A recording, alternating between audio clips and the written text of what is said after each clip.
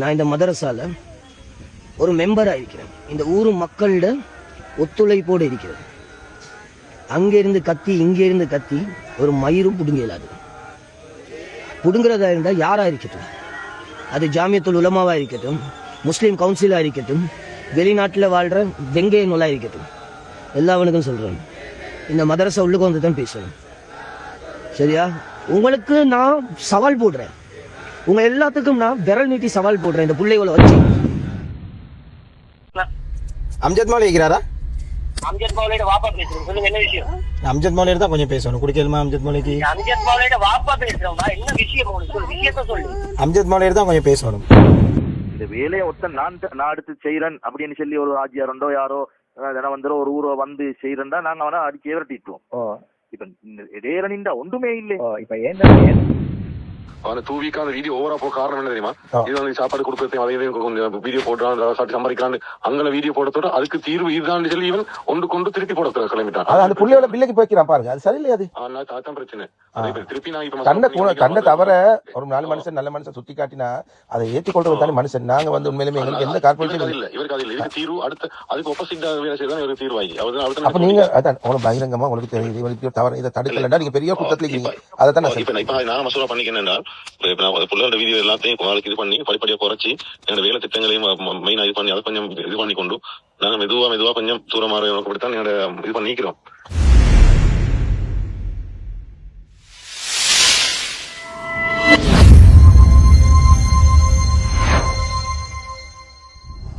அஸ்ஸலாமு அலைக்கும் வரஹ்மத்துல்லாஹி வபரகாத்துஹு. அன்புக்குரிய சகோதரர்களே, நண்பர்களே, தாயத்து உறவுகளே, மிக முக்கியமான ஒரு மெசேஜை உங்களுக்கு நான் இங்கே முன்வைக்க ஆசைப்படுகிறேன்.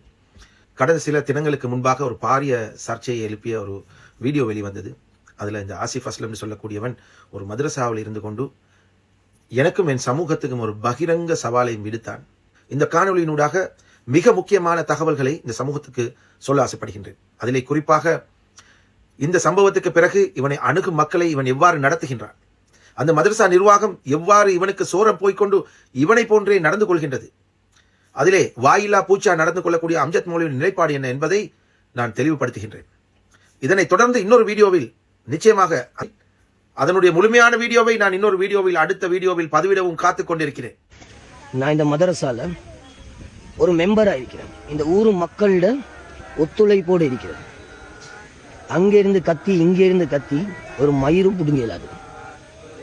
புடுங்கிறதா இருந்தால் யாரா இருக்கட்டும், அது ஜாமியத்துல் உலமாவா இருக்கட்டும், முஸ்லீம் கவுன்சிலாக இருக்கட்டும், வெளிநாட்டில் வாழ்கிற வெங்கைய நூலாக இருக்கட்டும், எல்லாவனுக்கும் சொல்கிறேன், இந்த மதரசா உள்ளுக்கு வந்து தான் பேசணும். சரியா? உங்களுக்கு நான் சவால் போடுறேன். உங்கள் எல்லாத்துக்கும் நான் விரல் நீட்டி சவால் போடுறேன். இந்த பிள்ளைகளை வச்சு ஒரு தாய் தகப்பனுக்கு பிறந்தவன் எவனாக இருந்தாலும் இந்த இலங்கை நாட்டில், இந்த இலங்கை திருநாட்டில் என்னைய பற்றி மூஞ்சி காட்டாமல் ஃபேஸ்புக்கில் பேசுகிற அனைவருக்கும், நீ ஒரு வாப்பாக்கும் ஒரு தாய்க்கும் பிறந்திருந்தா நீ பேசினா இவ்வளோ காலமாக நான் கேட்டுக்கொண்டிருந்தேன். இன்னைக்கு நான் பேசுகிறேன், நீ கேளு. இந்த பிள்ளைகளை வச்சு ஒரு தாய் தகப்பனுக்கு பிறந்திருந்தா, என் ஃபுல் நேம் முகமது ஃபஸ்லி முகமது அஸ்லாம். இந்த மதரசாவுடைய அட்ரஸ் மதிகம் வித்யாலய ரவுலத்துல் உலமா இஸ்லாமிக் காலேஜ், சொர்க்கத்தின் பூஞ்சோலை என்று அழைக்கப்படும். சொர்க்கத்தின் பூஞ்சோலை உலமாக்களின் பூஞ்சோலை என்று அழைக்கப்படும். இந்த மதரசாவையோ இணையோ நீ இந்த இலங்கையில் இருக்கிற ஒரு சிஐடியா இருக்கட்டும், ஒரு எஃப்சிஐடியா இருக்கட்டும், ஒரு போலீஸா இருக்கட்டும், எதா இருக்கட்டும், முடியுமா இருந்தா ஒரு கம்ப்ளைண்ட் போட்டு எங்களுக்கு எதிராக ஒரு நடவடிக்கை எடுத்து காட்டு.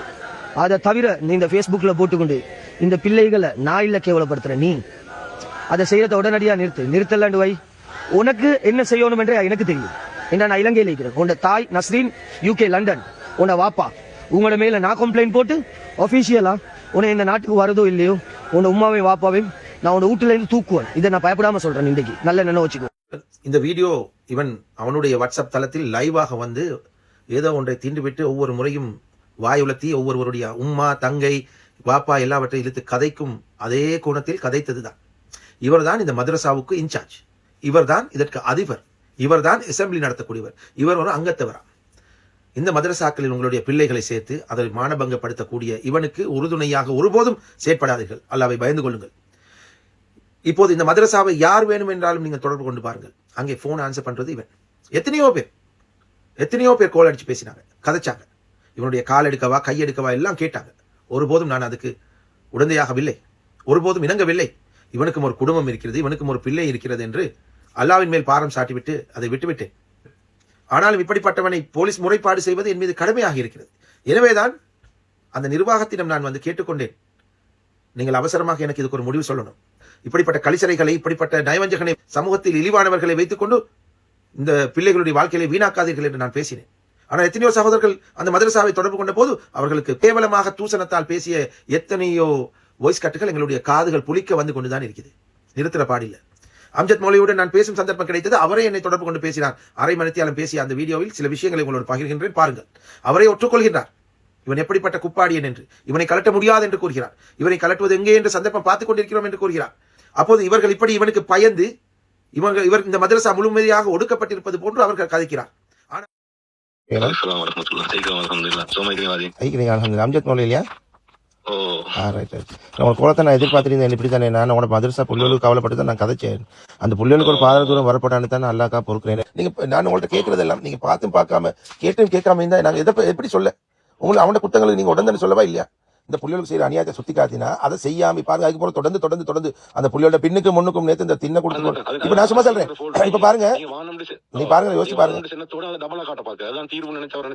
இல்ல அது அந்த அந்த ஆட்டத்தை உங்களோட மதரசால போட அவனுக்கு நீங்க எழுதி கொடுத்துறீங்களா மதரசாவை? அந்த புள்ளியோட எதிர்காலம் வீணாமாக்கி எவ்வளவு சென்னாலும் அந்த செல்லத்துல மட்டும்தான் அவருக்கு விளங்கும். கொஞ்சம் அவங்க போக்குள்ள இருந்துச்சு, அதெல்லாம் அவருக்கு அந்த மறந்தது. இப்ப இன்னைக்கு எனக்கு அவனுக்கு ஒரு தனிப்பட்ட பிரச்சனையே இல்ல. நான் எங்க இருக்கிறேன் இல்ல. நான் இப்ப பாருங்களேன், நான் இங்க பொங்கி எழுமினா அவனோட மதரசா அங்க ஆட்டை கடிச்சு மாட்டை கடிச்சு ஏதோ கடிச்ச மாதிரி கடைசி அவனோட மதரசா புள்ளியோட வந்து விழுந்துக்கிறான். இது பெரிய ஆபத்து. இவனோட சகவாசத்தை நீங்க இல்லாமக்குங்க. இது பெரிய ஆபத்து. நான் உண்மையிலுமே இப்ப நான் என் உமாவை பாதுகாக்கணுன்றதுக்காக நான் கம்ப்ளைண்ட் கொடுக்கணும். அப்படி கொடுத்தேன் என்ன சொன்னா மதரசால வந்து விசாரிப்பாங்கன்னே தெரியும். அப்ப அஸ்மி பிரதரோட பேசினேன். அவர் சொன்னா நீங்க ஒரே ஒரு கம்ப்ளைண்ட் தாங்க, வேற ஒன்றும் தேவையில்லை, என் டீம் நாங்க அனுப்புறேன்னு சொல்லிக்கிறாரு. அப்ப இவன் பேசிக்கிறானே அல்ல இல்லன்னு சொல்லிக்கிறான். அது போதாத்துக்கு இந்த முஸ்லிம் சமூகத்தை சூடேத்தி கொண்டு நீங்க எல்லாம் வந்து லைவ் போடுறது உங்களோட மதரசாக்கு எதிராக வந்து இந்த முழு ஒட்டுமொத்த முஸ்லிம்கள் இல்ல திருப்பி விட்டுறான். இது பாரதூரம் விளங்காம நீங்க ஏய்க்கிறீங்க. நீங்க ஒத்துக்கொள்றீங்க, எல்லாம் சொல்றீங்க. ஆனா ஆஜி நீங்க உண்மைக்கு வாயிலா பூச்சி மாதிரி இல்ல ஏய்க்கிறீங்க அவன் இடத்துல. அது கூடாது. உங்களோட மதரசாலைக்கு ஸ்ட்ராங்கா பேசுவீங்க. ஆனா ஆஜி நான் 100% சொன்னதை செய்வேன். உங்களுக்கு தெரியும் என்ன பத்தி. வீடியோ ஓவரா போக காரணம் என்ன தெரியுமா? இது வந்து சாப்பாடு கொடுக்கறது வீடியோ போடுறான், சம்பாதிக்கிறான், அங்கே வீடியோ போடத்தோட அதுக்கு தீர்வு இதுதான் சொல்லி இவன் ஒன்று கொண்டு திருப்பி போட கிளம்பிட்டான். அந்த புள்ளியோட பிள்ளைக்கு போய்க்கிறான் பாருங்க. அது சரியில்லையாது. பிரச்சனை திருப்பி நான் தன்னை தவிர ஒரு நல்ல மனுஷன் சுத்தி காட்டினா அதை ஏற்றுக்கொள்றது தானே மனுஷன். நாங்க வந்து உண்மையிலுமே எங்களுக்கு எந்த கார்பரேஷன் இல்ல. இவருக்கு தீர்வு அடுத்து அதுக்கு ஆப்போசிட்டா வேலை செய்யதான் இவருக்கு தீர்வாகி.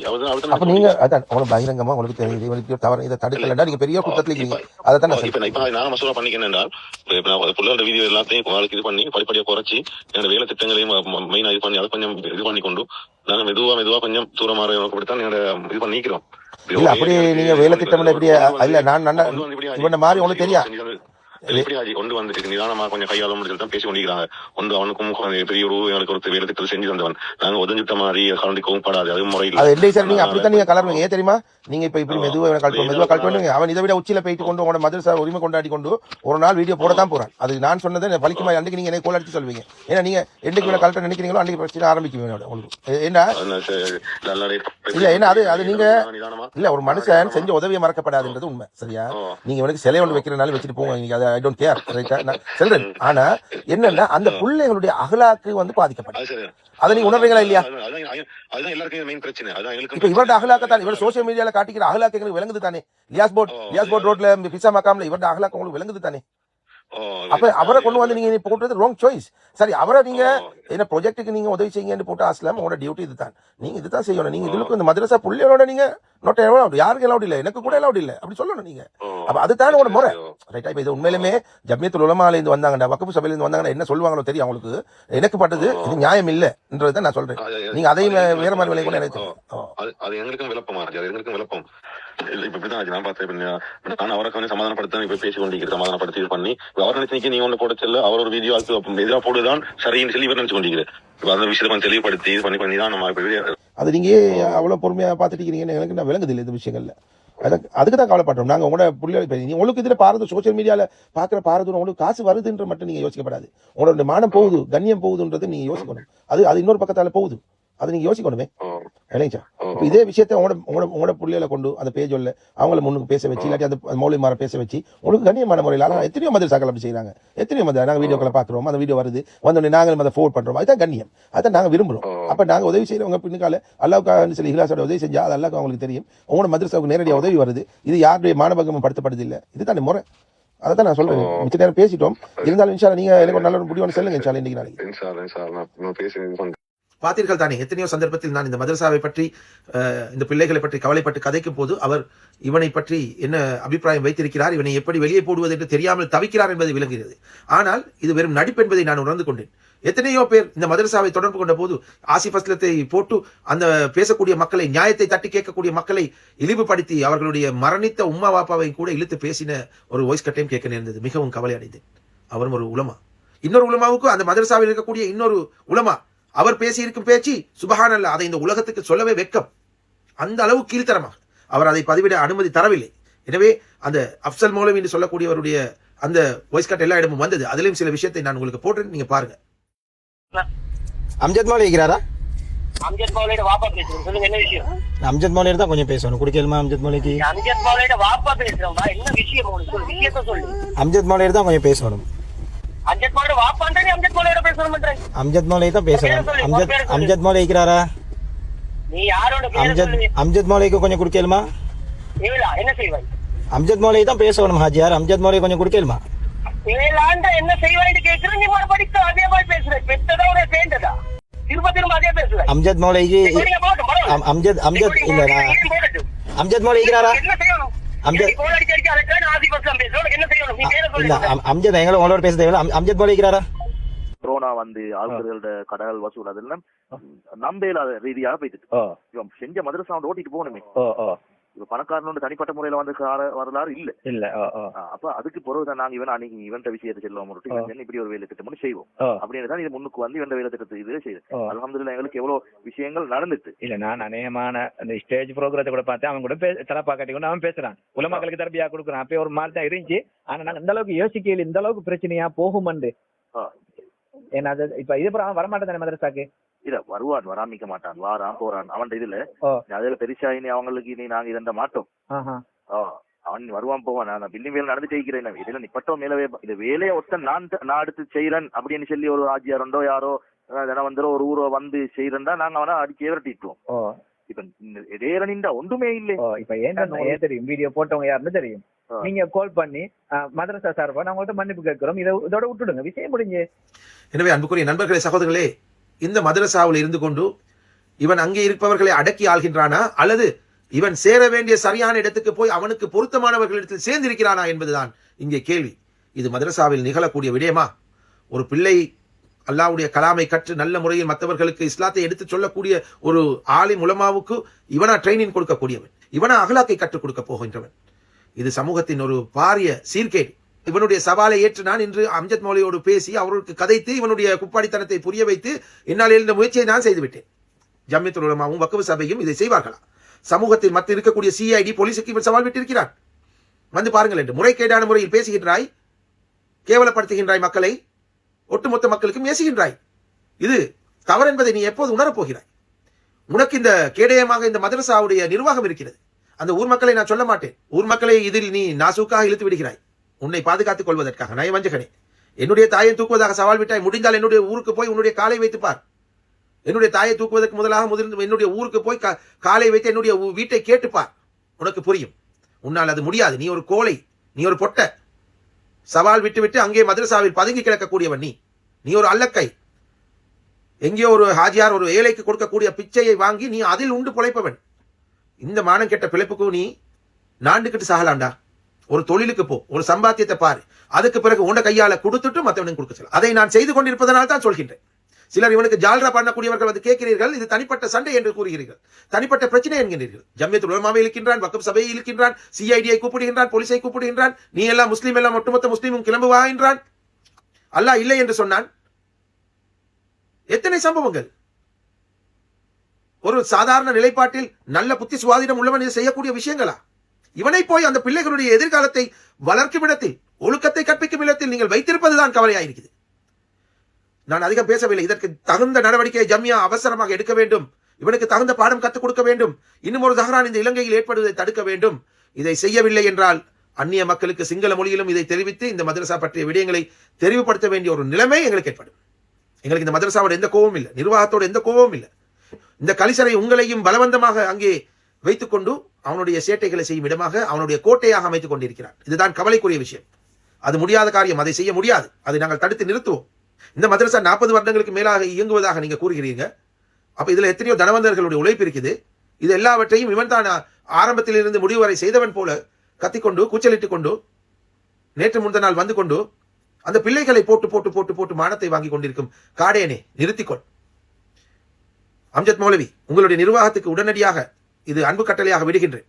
நீங்கள் கேட்கவில்லை என்றால் இதனுடைய பாரதூரத்தை நீங்கள் தான் அனுபவிப்பீங்க. என்னுடன் வாய்ஸ்ல பேசும்போது நீங்க எவ்வளவு அழகா ஒத்துக்கொண்டீங்க. அதுக்கு தான் நாங்க முயற்சி செய்கிறோம். அதுக்கு எங்களை இந்த வேலையில முடிச்சு கொள்றதுக்காக நாங்க இருக்கிறோம். இப்படி சொன்னீங்க தானே. இன்னும் ஒரு சில வீடியோக்கள் உங்களுடைய நிர்வாகிகள் பேசிய விடயங்கள் வெளியாகி இருக்கிறது, கேட்டிருக்கிறோம். உலமாக்களுடைய குழுமங்களில் வெளியாகி இருக்கிறது. ஆனால் அதை அமானிதம் காக்க சொல்லியிருக்கிறார்கள் என்பதற்காக நாங்கள் அமானிதம் காக்கிறோம். தகுந்த எங்களுக்கான அதற்கான அனுமதி கிடைக்கும் பட்சத்தில் மக்களுக்கு தெளிவுபடுத்த நாங்கள் தவற மாட்டோம். உண்மையிலே இந்த ரவுலத்துல் உலமான்னு சொல்லக்கூடிய இந்த மதரசா அனாத பிள்ளைகளை வைத்துக்கொண்டு நீங்க மார்க்க கல்வியை கற்றுக்கொண்டு அல்லாஹ்வுடைய உகப்பை பெற்றுக்கொள்ளணும், நீங்க மறுமையில் உயர்ந்த தர்ஜாவை அடைந்து கொள்ளணும் என்ற உன்னதமான நோக்கத்தில் இது செய்யறவங்களா இருந்தா தயவு செய்து சிந்திங்க. இந்த மாதிரி கேவலம் கெட்ட பிறவிகளை இணைத்துக் கொண்டு இந்த பயணத்தை போகாதீங்க. அல்லாஹ்வுக்காக அவன் செய்து தருவதை அவனுடைய பாட்டில் ஒரு ஓரமாக இருந்து செய்து தர சொல்லுங்க. ஆனா இப்படிப்பட்ட ஒரு அதிகாரத்தையும் அகங்காரத்தையும் அந்த மதரசா ஒட்டமுத்தத்தையும் அவனுடைய கையளித்து சமூகத்தை எதிரியாக பகடைக்காயாக சமூகத்தை கேவலப்படுத்தக்கூடிய ஒரு தொழிலை அவன் செய்து கொண்டிருக்கிறான். ஒட்டுமொத்த சமூகத்தையும் இழிவுபடுத்திக் கொண்டு ஒரு ஈனச் செயலை அவன் செய்து கொண்டிருக்கிறான். இதற்கு நீங்க உறுதுணையாக இருக்கிறீர்களே, வெட்கம் இல்லையா? மிகவும் கவலையா இருக்குது. இல்லாட்டி இது உங்களுடைய தொழிலா? இது உங்களுடைய பிசினஸா? அந்த ஏழை மாணவர்களை அனாத பிள்ளைகளை காட்டிக்கொண்டு நீங்கள் செய்யக்கூடிய ஒரு தொழிலா? அந்த தொழிலுக்காக எந்த அவமானத்தையும் தாங்கிக் கொண்டு நீங்கள் செய்ய தயாரா? இவனுக்கும் உங்களுடைய நிர்வாகத்தில் இருக்கக்கூடியவர்களுடைய போக்குக்கும் எந்த வித்தியாசமும் எங்களுக்கு தென்படல. அவ்வளவு கேவலமாக பேசியிருக்கிறாங்க. அது அமானிதம் காக்க வேண்டும் என்பதற்காக பொறுமை காக்கின்றேன். சிந்தித்து பாருங்க அம்ஜத் மௌலவி, இந்த நிலை நீடிக்குமானால் இது உங்களுடைய மதரசாவுக்கு ஒரு பாரிய பிரச்சனையாக வந்து முடியும்.